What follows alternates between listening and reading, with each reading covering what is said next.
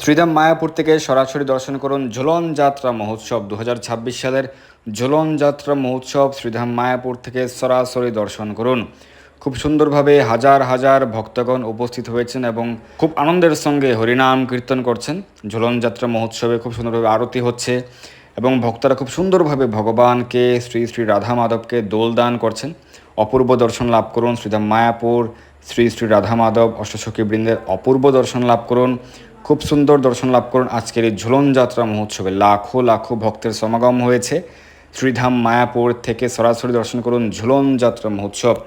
শাস্ত্রে বর্ণনা করা হয়েছে এই ঝুলন যাত্রা মহোৎসবে যদি কেউ অংশগ্রহণ করে তাদের আর পুনর্জন্ম হবে না, এবং যদি কেউ ভগবানকে ঝুলন যাত্রা মহোৎসবে দোলদান করে তারাও কিন্তু ভগবত ধামে ফিরে যেতে পারবে।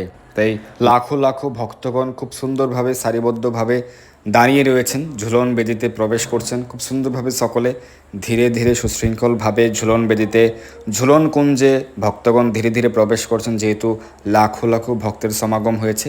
তো সেই কারণে কিছুটা সময় বিলম্ব হয়েছে বা অনেকটা সময় ধৈর্য ধারণ করতে হয়েছে, যেহেতু বিশেষ সুযোগ। ঝুলন যাত্রা অংশগ্রহণ করলে দোলে চ দোল গোবিন্দ চাপেশ্চ মধুসূদন রথে চ বামনম দৃষ্টা পুনর্জন্ম না বিদ্যতে, আর পুনর্জন্ম হবে না। তাই এই বিশেষ সুযোগ লাভ করার জন্যে একটু ধৈর্য ধারণ তো করতে হবে। ভগবানকে এই দোল দান করলে, ঝুলন যাত্রা মহোৎসবে যারা দোল দান করেন, অপূর্ব সুন্দর দর্শন ভগবান রাধা মাধব খুব সুন্দর কুঞ্জে আজকে দর্শন দান করেছেন, আর পুনর্জন্ম হবে না। অপূর্ব দর্শন লাভ করুন শ্রীধাম মায়াপুর থেকে। ওয়েলকাম টু মায়াপুর ঝুলন যাত্রা 2026। সুন্দরভাবে আপনারা দর্শন করুন। অনেক ভক্তরা প্রবেশ করছেন শ্রীধাম মায়াপুর নিত্যানন্দ কুটিরে। অনুষ্ঠিত হচ্ছে ঝুলন যাত্রা মহোৎসব। যারা আজ অংশগ্রহণ করতে পারেননি আপনারা চলে আসুন। শ্রাবণ মাসের শুক্লপক্ষের একাদশী থেকে শ্রাবণ মাসের পূর্ণিমা পর্যন্ত, বলরাম পূর্ণিমা পর্যন্ত চলবে এই ঝুলন যাত্রা মহোৎসব।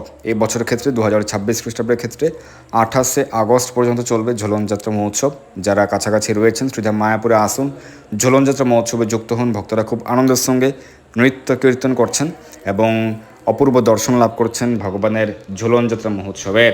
ঝুলন যাত্রা মহোৎসবে যারা অংশগ্রহণ করেন, শাস্ত্রে বলা হয়েছে যখন ভগবান রাধা মাধব ঝুলন কুঞ্জে দোল দান করা হয় ভগবানকে, এই যে অপূর্ব রূপ মাধুরী, যারা এক নিমেষকাল পর্যন্ত সেখানে দাঁড়িয়ে অংশগ্রহণ করেন বা দাঁড়িয়ে দর্শন করেন, তাদের সকল পাপরাশি বিদূরিত হয় এবং তারা ভগবত ধামে প্রত্যাবর্তন করার সৌভাগ্য লাভ করেন।